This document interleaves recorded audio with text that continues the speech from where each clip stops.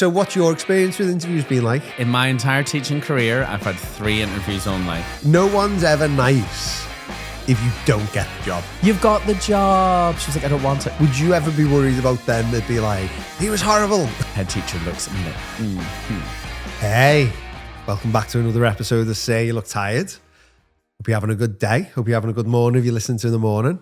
I'm Martin. This is my co-host Dan. Hi. And today, I thought we could talk about something which I'm not sure when we're going to put this out. It's either going to be really useful or could have been really useful, which is school interviews. I think it'll be quite interesting as well because I think we're both on different scales of it. Because you've already told me what you had 3 interviews and got all 3 jobs. In my entire teaching career, I've had 3 interviews only and got all 3 off the bat. And do you know what? I think teachers fall into one or two bats. There's no one in the middle who kind of does all right in interviews. There is either people like you who go and get everyone, or who's like me, where I did about 15 interviews. I did get hired for one of them. Wish I didn't. Worst school ever. But I never even had an interview. For the job I was in for 10 years, I never did an interview. Like, and I'm not talking about where people have them black ones or whatever. I did supply, and then like a year and a half later, got like a contract through the door, which meant that I was their teacher rather than supplier's teacher. Was it?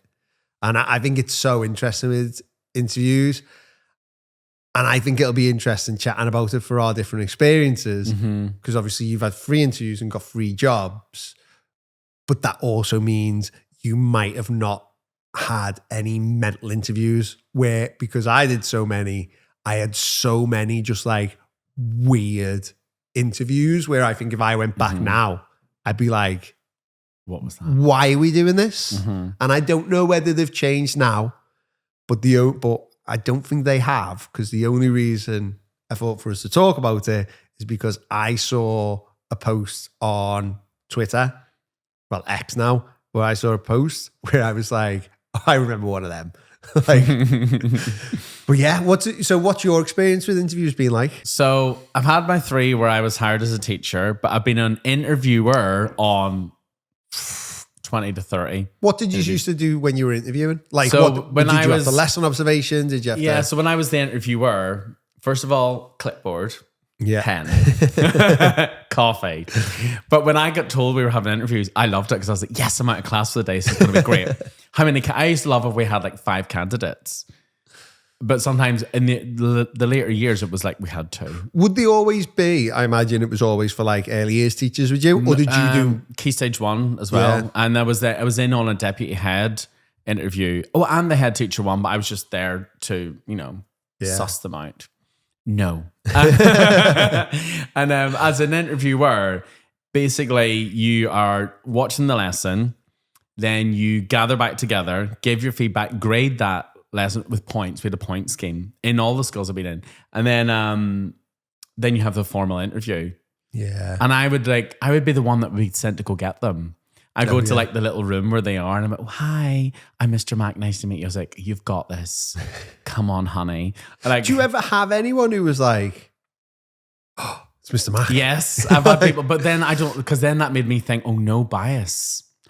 Like, so I've had people go, oh my goodness, for a reception job teacher, absolutely. Oh, you're Mr. Mac. I follow your page. I'm like, great. Would you ever be worried about them? They'd be like, he was horrible. No, because I am nice. I'm lovely. I'm always. But you're always going to be. No one's ever nice if you don't get the job.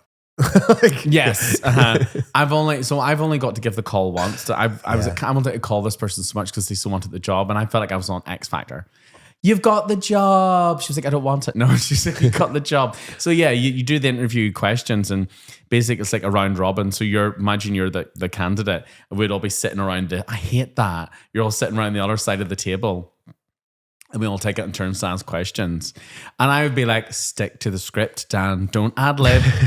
I would give everyone the same deadpan. Then there'd be like snacks out on the table. And there was one time I saw the lady reach for like a gummy. And you were like, that's a test. You failed. You failed that. You don't do that. And I was like, oh no, she's going to put it in her mouth right now. We're about to ask her another question and she's going to have a mouthful. And then she was like, and I was like, love her, love her. But yeah, so then that would happen. And then you'd all come together afterwards, score the sheets, and then you'd compare the scores. And I really didn't like that because someone might score really low, but they're in the interview. But their lesson was absolutely amazing with the children. And they were so amazing with the children because people get nervous in interviews. And I would see people shake. And so I would take it as my role to be like the person that's going to make them feel calm. I was like, you've totally got this. I believe in you. And I said that to everybody so everyone gets the same. But when I've been in an interview, when I've been the person going for the job, the interviews have been fine. Usually when it's the interview bit, the lesson's always fine. But when it's the interview bit, I start to sweat. Yeah. And I was like, I need water there. Just to keep me like, it's a prop. I always have a prop. Just give me a sec. And as I'm taking a drink, I'm thinking, if it's a question, that tip for everyone, water. If you do not know the answer yet, have a little sip, give yourself time to think, or just get them to repeat the question again. Yeah. And that's what I sort of do. But so my first interview was when? 2011? Oh my goodness me. And it was to replace the man who was my mentor, my PGCE. He was leaving the school. And so I was replacing him. So that was that interview. And my lesson was So you were one of them interviews where it was... Internal, sort of. No, I've been rumbled. I was an internal. Mr. Fisher was the teacher and he was absolutely amazing. So if you're watching this, I love you. And best mentor ever. And I was told that this job was coming up. I was like, I'll do that. And I remember like he helped me plan my lesson. But it was planned so much then. I was going to be an NQT that it wasn't really mine. So I was delivering something that wasn't mine. I was so nervous. And again, I was kind of over the top with it. Sweat it loads in the interview. Second one, in my second school, my friend had already got a job in that school and she was leaving to go there, the school I was in. So I thought, I want to leave with you because I'd been at that school for 7 years. So I emailed the school saying, hey, my friend's just got a job.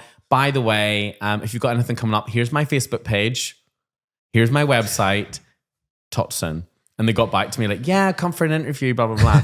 I was like, this is amazing. So did the interview, got the job. And then the third one was because I was leaving the other school, which was toxic. Yeah. Worst. Why did I do this? I should not have went. But anyway, I'm here today. Maybe it's got me here. Yeah. Third school I went, it was for EYFS Lead again. And taught a lesson. There was singing and everything, and it was great. But the interview, I was sweating. I could feel the sweat going down my back because I was so... And if you think about it, at this stage, I'm 23 stone. I was so nervous. And it's the only time I've ever really stuttered in life. I was like, oh my God, I was so nervous. Only because I felt like I really wanted it. And I had a lot to prove to myself. Yeah. I could do it again. I got the job. But yeah, those are my interview experiences. There's never been anything now, because I know what you and I have had a chat about interviews. And I feel like mine are really boring. I turned up, taught the lesson. I've never had a tray task ever. As part of an interview. You know, why you go in, you'll probably show. As an interviewer, I've seen said trade tasks that we've set people, and I'm like, what is this? This is like next level Jumanji going on right now. To me, like, I think job interviews are a great way of someone finding out what a school's like. I think that's the biggest one. And it does make me laugh. I think when it comes to job interviews, there will be lots of teachers we've got who'll be listening to you there going, yeah, that sounds like just what I've had. And then there'll also be a lot of teachers who are sitting there probably like I was thinking then, thinking, you have no idea what teacher interviews are like. No. Because if you do enough of them, they are mental. Because I think everyone wants to put their own spin on it. I've had ridiculous tasks. I've had blind lessons, and I've had a lot of stuff now which I think I would just go, I'm not doing that. Like, why do you need me to do that? And I actually, the more I think about it, I think if I would have done that at the time, I probably would have got the jobs for going, why do you want me to do this? I remember going for a year 2 job where it was called blind teaching, which again, really weird skill. Blindfolded? No. Do you know what? That would have probably been more apt than what this was. Blind teaching. So you go in, I think I got in there, and then the deputy head say, okay, Martin, come in here. You're going to be teaching year 2 grammar. want you to create a half an hour lesson for them. You've got half an hour to prepare now. Why anyone would want that as a skill in a teacher, I don't know. Like, why would you be like, right, you're not prepared, you're going to teach a lesson, go. I didn't get that job because I underpitched it. I pitched at like a year 1 level and it was year 2. I was an NQT. I had taught year 6 and year 1. And it was a shock to them that I didn't know the year 2 standards off the top of my head. And I think now if I went into it, like, you know, after the lesson, when they were like, yeah, you got the pitch wrong on that. And I was like, oh no, I was just a bit nervous of this. Now I'd be like, well, yeah, of course I got the pitch wrong. I didn't have a computer. You put me in a room and said, make a lesson for them. In the room. I've had... Were you judging the decor in the room? I don't know if you went, this is a mess. I wasn't. I was sitting there going, oh my God, what am I going to do? I don't know anything about the year 2 grade. I've had one where I went to it and they said, good news, there's no lesson observations. You come up, you've got to just do a little task. And then off that, then we'll have interviews. I was like, okay, what's the task? And I went again, put me in a room by myself. And they were like, here's a pen, here's 5 books. We want you to write whether they're at expected standard or whether they're exceeding or whether they're below in year 5, go. And I was like, just off the top of your head, you had to read the books and you had to give an opinion, a solid like thing with evidence about whether they were above it. And I just remember sitting there thinking, I can't do this. What am I meant to do?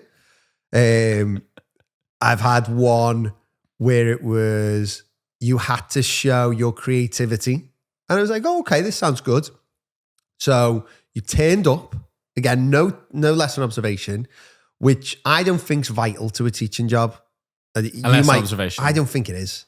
I think, again, it's madness putting someone in a room with 30 random kids and going, oh, like they didn't know their levels. I've seen ones where the head teacher will go to say if they're currently teaching, go to their current school and watch them. I think that's much better. I think that's a good idea. But obviously if you're hiring ECT or something like that, it might be a bit harder.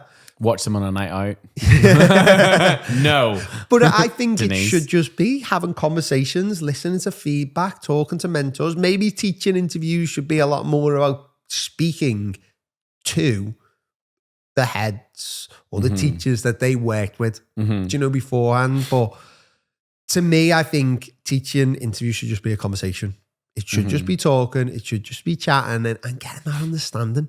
Because, to say, I've had ones where they are trying to like test you on stuff that you never need to do. I got given a book once, got told to go into a room and I had to make a full terms curriculum off the book and then explain that to the head deputy teacher who was retiring and the full governing body. And they were sitting in a horseshoe and I was in the middle with a flipboard explaining it while they would ask me questions. Then after that, they took the flipboard away and then I had to sit in the middle of the room and then they would ask me questions and I had to reply to them. And I always remember a safeguarding question. And they said, okay, if you notice that another member of staff, maybe you're not comfortable with the way they're interacting with a child, who would you speak to? And I said, oh, well, I'd speak to the safeguarding lead.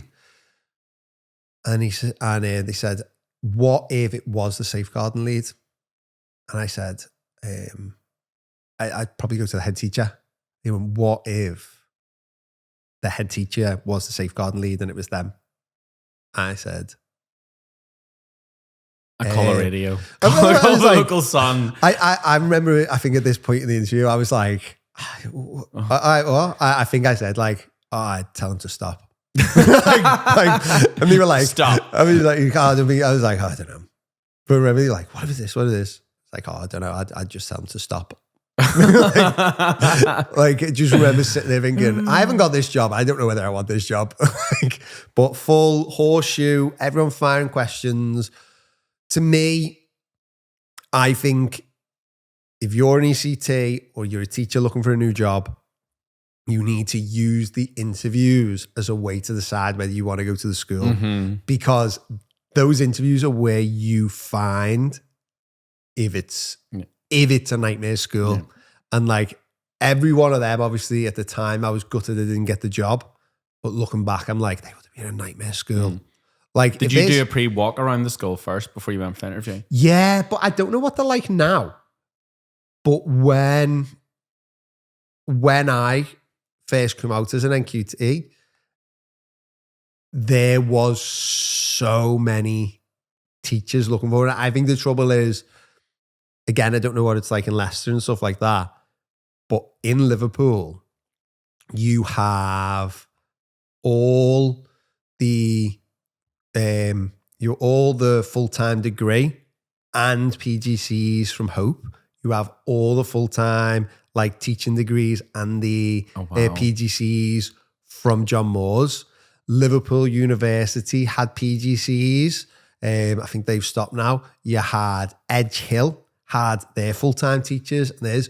So like every school was getting like 200 applications. I remember going on a learn and walk around a school in Egbert, and it was so busy that they had groups of 50 and there was 4 teachers. So the head, the deputy and 2 of the SLT, they split everyone up to the first 50 candidates per person. There was 200 people at the school for the learn and walk. Wouldn't get that in 2025. Do you know one each. That's it. But it was like, it was so competitive that kind of you put up with all these stuff. But some of the things were just like why?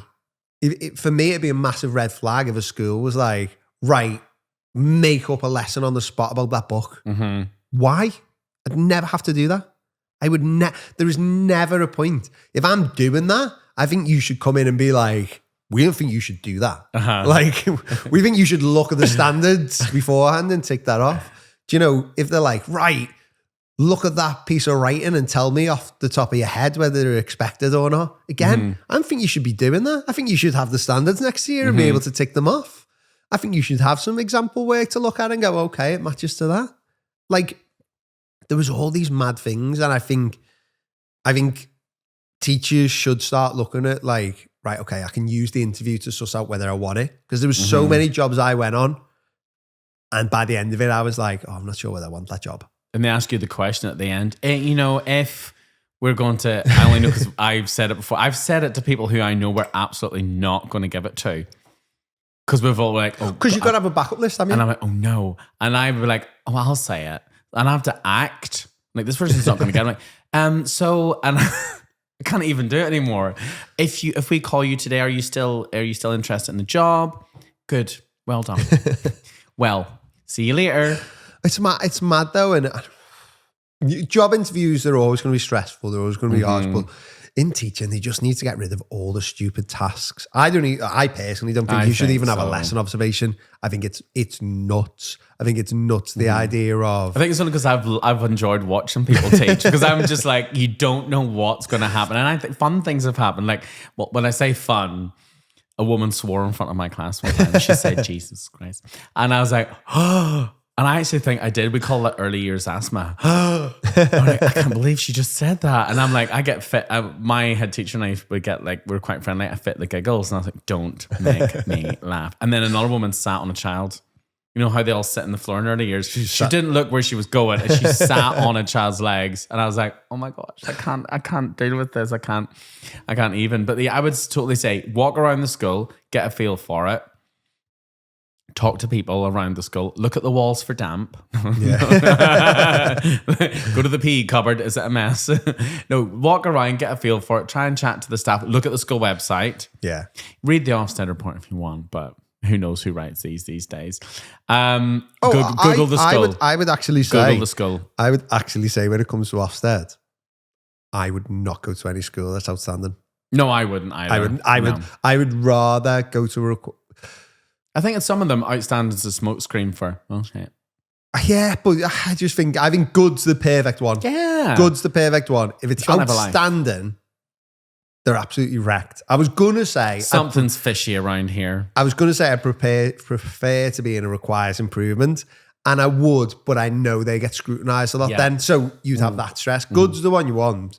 But yeah, if there was an outstanding school, I'd be running a mile because it's not the environment I want to be in. I've been friends, I say friends lightly, with people who've worked in outstanding schools. And I'm like, you need to get off your high horse. It's like, we work just as hard as you. And like, that's that martyred thing coming into it again that we spoke about in a different episode.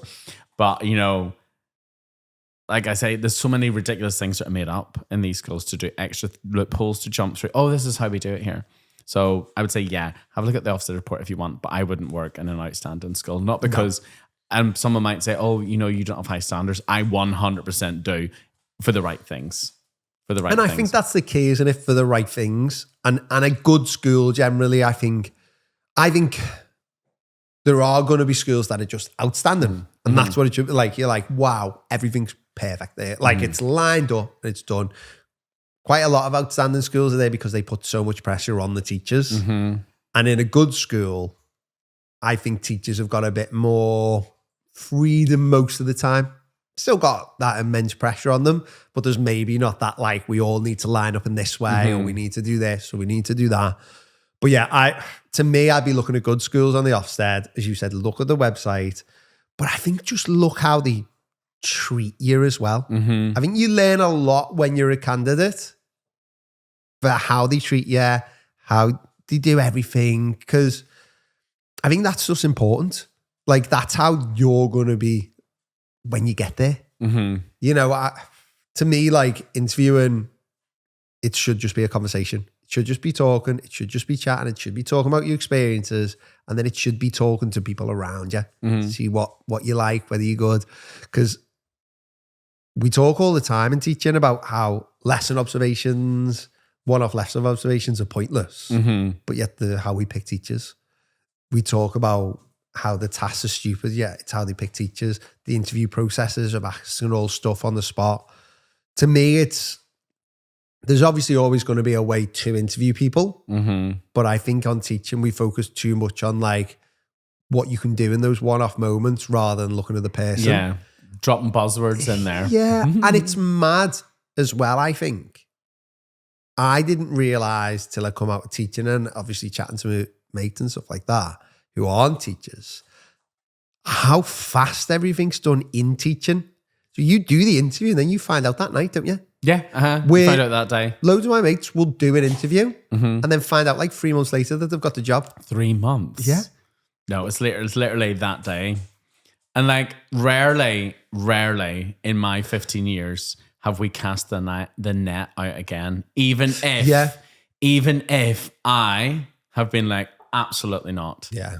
Because I just didn't see the not suitable for the role. Yeah.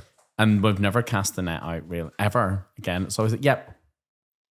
Whenever we could have done that. Because everyone's like, no, we need to get this slot filled. Come on, let's do this. To me, if it was me and I could redesign teaching, one of the things I would do is I would get rid of supply agencies and I would put everyone on supply on like the same thing where teachers, like schools can take supply and almost like test it. You know you need a teacher coming up, take a couple of people on supply. And that's where you really get to see, as I say. I had like 15 interviews. I got one job, which I wish I didn't. But then I went on supply. I never really bothered doing too many interviews. I had a couple of schools I thought and stuff like that. Never worked out. But then I ended up at a school. I'd been in there once or twice on day supply. And they had a teacher leave, but she left quite short notice. I think for like this like dream job, but she just found out like, oh, go now. X Factor audition. Quit your job. So they needed someone. So they said, you all right to do a half term as the teacher while we interview people, while we get the interview process sorted. So I said, oh yeah, brilliant. So I did 6 weeks. And they said, oh, it's been a bit of a manic 6 weeks. are you all right to stay for another half term? It was like, yeah. Then they were like, oh, being a bit busy. You all right to just do one more term? I was like, yeah. Then they were like, oh, do you want to stay to the end of the year? And we'll look at towards the end of the year. I was like, yeah.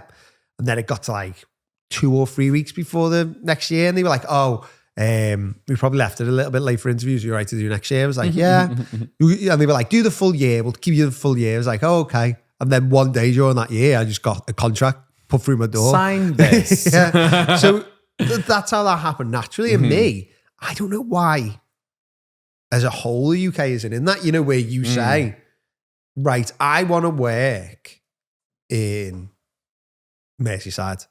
Okay, you're in Liverpool Council. You're one of the supply teachers there. We'll ring you up if you've got supply. This is the pay. Okay, you go in there, go in there, go in there. And then schools go, hey, we've got a job opening. He was really good. Can we have him? So it should be. I think that's the more natural way. Yeah. But obviously that's not going to happen.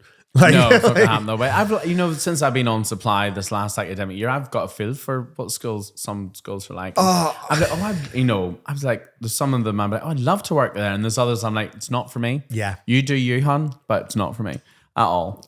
That's it. And all schools are so different. They are so different. Everyone's going to thrive in different environments. There's some which are just going to be awful for everyone and some which are going to be amazing for everyone. Awful for all. But there's going to be some where like you'd be great in there, but I wouldn't. But then the other way around, there'd be a school where I'd be great in where you wouldn't. And it's all those things about just flowing for the right people and the right ones. Like the school I worked in for so long, it was so relaxed, like so relaxed. But we all got everything done and everything there. But I know we would have had someone in there who was like, not even, I don't want to say like a busybody or anything like that, but someone who was like a bit more like, oh, we needed this and that and that. I know it would have like, they probably would have got frustrated because it'd be like, oh, we're not doing this. We never did a school fair. Everything was done in school hours.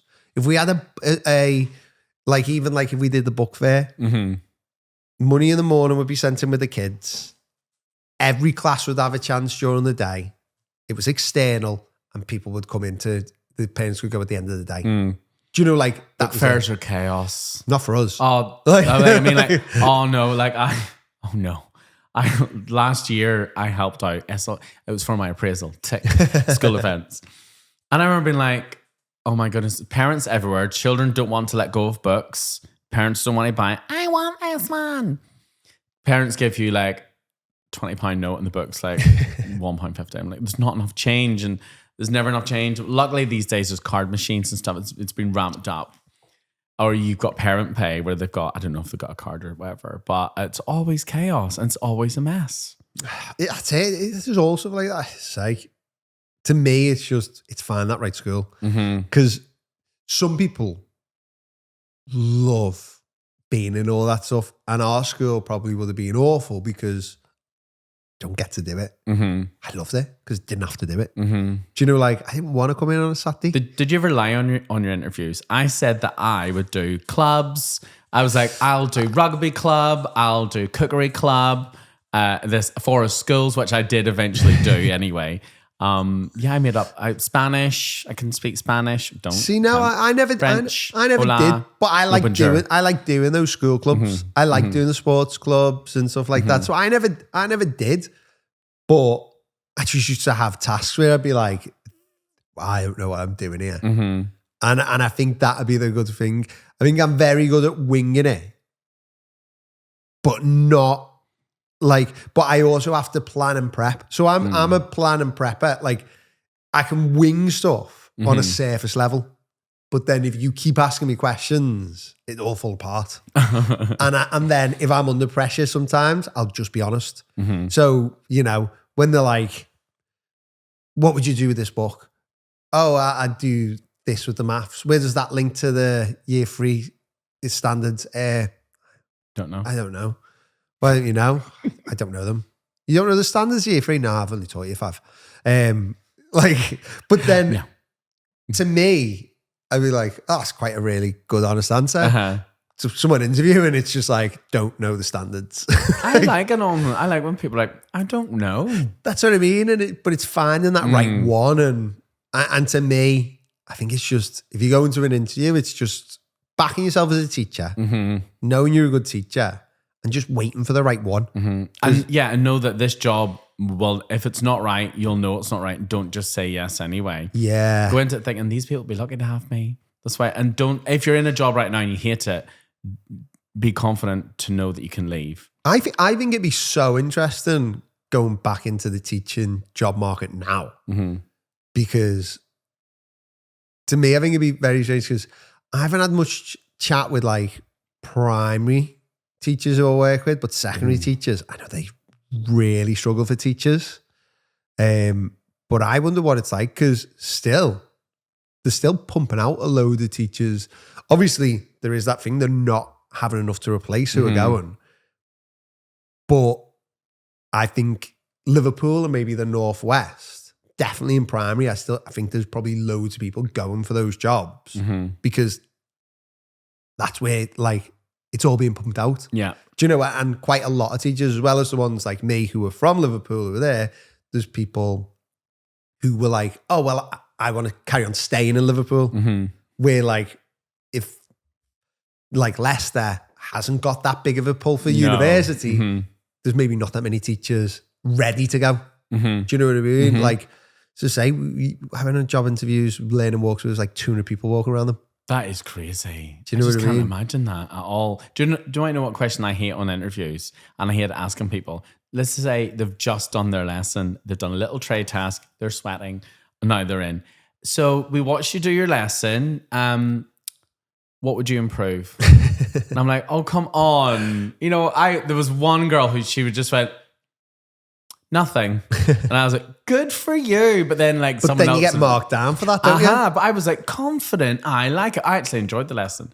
And I think afterwards they're like, oh, her pace was a little bit off. Well, she doesn't know the children. Yeah, well, that's what I mean. It's mad. It was a group of 6, whatever. She had 15 minutes, and that includes getting in, setting stuff up. It was in the library. It's not set up for the children. There was stuff everywhere. Like the children are like, what's this? What's that? There's a fly. And there's not a fly in here, by the way. And I really felt for her. But I was like, go for you. Good girl. Good girl. You go, girl. I was like, I love that. And I interviewed my best friend. And that's how we became friends. I didn't know her at the time, by the way. And she came to do a job interview in my classroom. She taught my class. Yeah. And these are the days when the interactive whiteboard was one that came out of the thing. It was like a fat... Yeah, the like projector and you had one. to clean the and every morning you had to like do the dots to line it up. Yes, do the dots. And the check airflow. Yeah. And I'd forgotten the day before that comes up. Because nobody showed me how to do it. We had to get the ICT man. He was the only person that knew how to do this. And I'd forgotten. Anyway, so she's just about to teach her lesson. She sent her whiteboard. Up comes check airflow. And I'm like, oh no. Head teacher looks at me like, but she does it. She writes around it and makes it into a thing. She just went with the flow.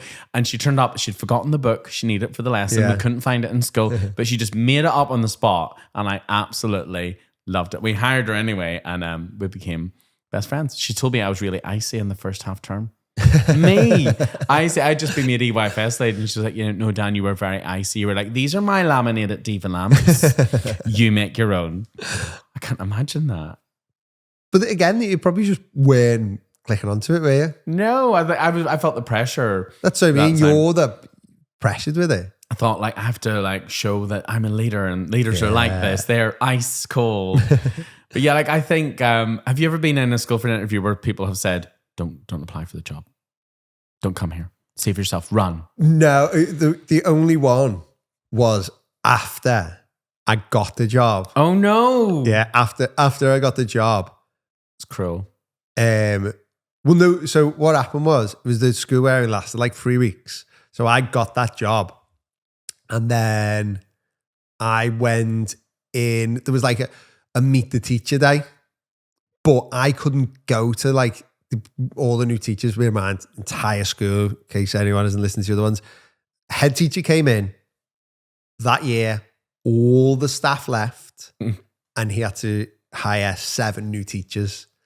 And so they were having the meet the teacher day, but I couldn't go to it. So I went in like 2 or 3 days later to meet my new class. And the teacher who I was taken over from, I said to her, oh, what are you doing? And she's like, oh, I'm just fancy a bit of a change, going on supply. And she was like 50, 55. And I think she could probably see how excited I was about having my first class. Mm-hmm.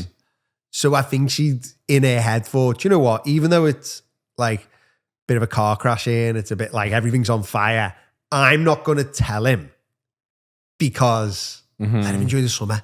Yeah. Like, maybe it'd be different for him. Maybe this fella just wants, maybe she thought, maybe this fella just wants his chaos. Own. Maybe, no, like the head, maybe the head just wants new people in. Maybe he wants all new. So I think she'd in her head must have thought, oh, I'll like, let him find out himself kind of thing. But then another teacher came in and he goes, oh, I said, oh, I'm Martin. I'm joining next year. And he didn't respond to me then. He turned to this teacher I was taking over from and said, have you told him? Oh, no. And she went, no, don't. And he goes, no, we got to tell him. Oh, God. And she goes, don't. It'll spoil it for him. And I was sitting there going, it'll spoil the surprise. Bear in mind, I'm like standing there going, how old are you at this point? 21, 22. Oh, bless. I'm standing there. They're having this conversation in front of me about me. And as I'm if you're like, not there. What's going on? But he's like, no, we've got to tell him. And she's like, no, don't you tell him. Don't you tell him. And he's like, all right, like, if you don't want me to tell him, I won't tell him. And I was like, what was that about? Tell me what. But I was just like, what was that about? And then like, when I was in the job a week, I was like, oh. No. This is what you meant. So that was the only one where someone being like, don't join. But I think when you're on an interview, like, you don't see anyone. No, like, you don't see anything. You don't get any feel of the school. And when you go on a learning walk, you don't get any feel of the school. Especially learning walks I'd go on, there'd be like a minimum of 20 people on them. Do you know, like minimum all walking around together? You get a feel of the other candidates, but not the head or anyone else. Then when you're sitting with the other candidates during the interview process, you're like, hello. Sussing each other out. What's your name? What's your lesson? What are you doing? But for mine was early years, we've all got our picture books and a bag of props. It's like a circus. And then you're like, you see something that someone else is doing. Like, that looks really good. Oh no, I'm not going to get the job. And there I am arriving with Pete the cat and a book and a tambourine. Here we go. And there's been one job. I'm already a member of staff at this point where I saw a friend of mine come through to be shown around.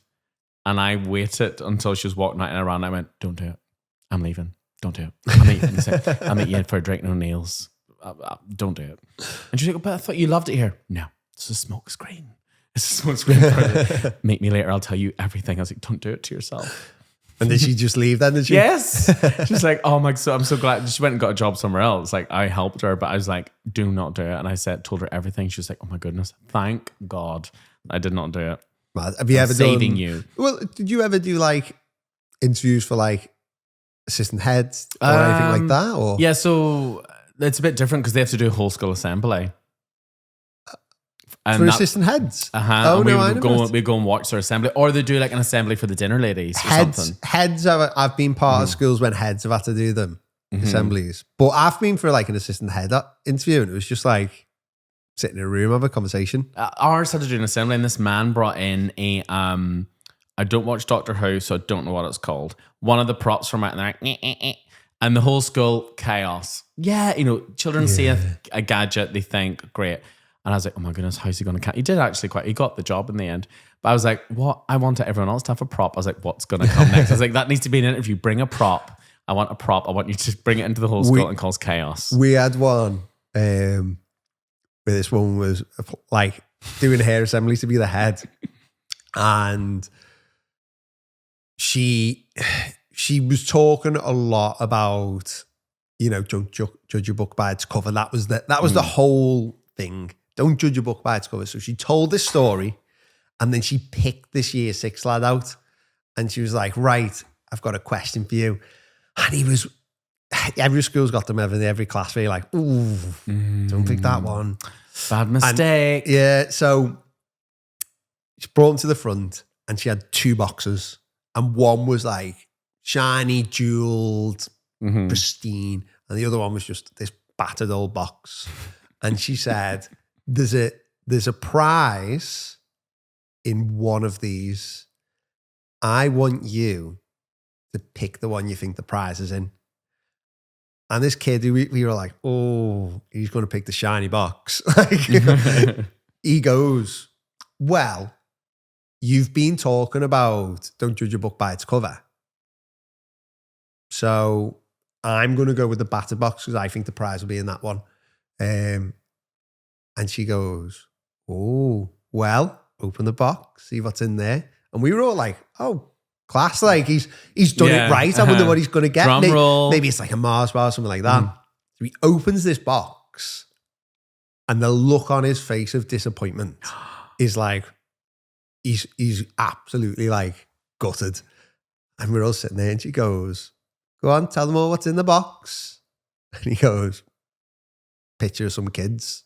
And she goes, that's right. And she takes the photo out and she goes, because these are my grandchildren and they are the best prize I could ever have. And he's standing next to her, just looking as if like, what is this? What's this? Like, why do I want to picture your kids? Oprah. But it was so funny because like she had like, was everyone like, everyone was just like, it went from like, wow, she's really done well here to this is a train wreck. This. And she never got the job. I love the train wreck. But honestly, because I just remember like his face. But then it was just like Mars. You thought it was being Mars bar. But he was one of these kids who had a face like full of expression. So then he's standing next to her while she's talking about how her kids are the biggest prize, like giving her looks as if like, what are you on about? Like, oh fuming. no. But I always remember that. Cut it for her, but I can imagine him standing at the front. Yeah. Like, and you've just reminded me of something I thought about the other day. Just a slight deviation. Teachers all put on a teacher voice in assembly, don't they? So say if you're presenting a certificate, hi, I'm speaking to you right now. It's not going to be the same. Yeah. Well, today I'm giving the certificate to someone who's tried really hard all week, sounding out their words. It's going to you, Dave. Yay. And like I sat one day in assembly and I was like, saw my friend illuminate into this like CBBC presenter. And I'm like, what is this? And like in interviews, I've watched people and they've not done anything like that. Or like I've seen people be like that and then be in the interview with us and be like, you all right? So I'm like, oh, who is this? You were totally different 5 seconds ago in the classroom. I'd say it is right. Yeah, you do have like presenter voice, don't you, and stuff like that. I think what's mad is I think I only had it when there was other adults in the room. If I was doing assembly, it was just me and the kids, I'd just speak normally. But if another adult was there or parents, that's when I'd do it. Act up. Yeah. But even that, to be fair, a good way to actually interview. I was thinking about what we were talking then. I think a good way to do an interview would literally just be to get, say, 5 to 10 kids, put them in a room with the teacher or the prospective teacher. No lesson plan, no nothing. Some games on the table and just be like, just interact with the kids. Let's just see. Let's see if you can. Yeah, see if you can interact with the kids. The one that can't, you're hired. You're exactly what we need. That's it. I think that's the bit which is lacking in interviews. Like, I would ask if I was doing it again. I would think of like you've just maybe when you said the board games. I would think of like situations you could set up. You're like, right, walk into this classroom and tell me what's wrong. And like, I can't see it. I'm like 5, 4, 3. There's a whiteboard pen without a lid. You missed it out. There's a Pritt stick over there drying up second by second. You've missed it out. Yeah, but they're just nuts interviews. Sounds like your interviews were quite easy. They were. No, you make it sound as if I just waltzed into them. But I sweat. But we have learned the first one was a setup where you just ready for the job. The second one was my Mr. Mike Facebook page got me the job. The third one was I really had to grill and go for it. But I give a bit of performance. There was a party popper that went off during the lesson, of course. And, you know, I didn't have to find whiteboard pen lids. But that's what I would do. Get a ball pit with a whiteboard pen lid. 2 teachers in. Who's going to find the whiteboard lid first? Go, go, go. But yeah, they are. I think just don't rush would be my one. I don't think if there's any CTs listening to this, unless you need to for like monies wise, like, right, I've got this and I've got that. You're still living at home. I would honestly say I'm going to do a year, maybe 2 of supply. Absolutely. And figure out the schools I want. And what's great about it is, 1, you will figure out the schools you want to be in, the schools you don't. But the schools that you do want to be in will know you. And you'll have that little like upper hand. Like I literally spent 10 years at a school because I did 2 days supply there. And they knew I was like a decent teacher who could keep control of a classroom. So they kept me there for 6 weeks. By the end of the 6 weeks, I think they were like, yeah, like he does the job. Like, let's just keep him. I love that. Do you know, I feel like there's a few schools that I've been in now that I've done supply that I'm like, I could work there if I wanted to. Well, not if I wanted to. You go. You're leaving, I'm taking your room. Take your baskets and go. Suppose yours must be quite tough looking. Like, not that you're looking for jobs now, but if you were to look for jobs, must be quite tough in the sense of like, I'm going for like primary, where you're going for like 1 year, aren't you? Well, I know you could do year 1. Others, I could do, but early years is my thing. I absolutely love it. And yeah, I feel like if I was going to go back, by the way, this is not a job advertisement, but if you wanted an early years teacher who could do 3 days a week, I'm free. I just think like it must be different that way. But now it is. But yeah, interviews, I think we've covered a lot on it. I think it's just about trying to flip the script. And if anyone gives you a mad task to do, just don't do it. Just refuse to do it. I actually think I'd love people to refuse to do them. Oh, I would love and that. See whether you are more likely to get like through the next stage. Because maybe sometimes it could be a wake up call for the head. Like, no, I'm not doing this. Why? Because it's mad.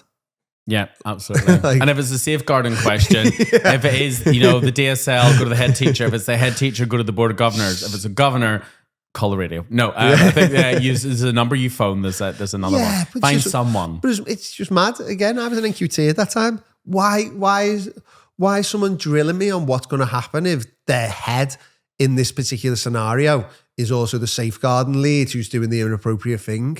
You know, maybe the school should set something up where the head isn't the safeguarding lead so you don't have that problem. I'd send them in and hit the fire alarm. See, so I'm awful.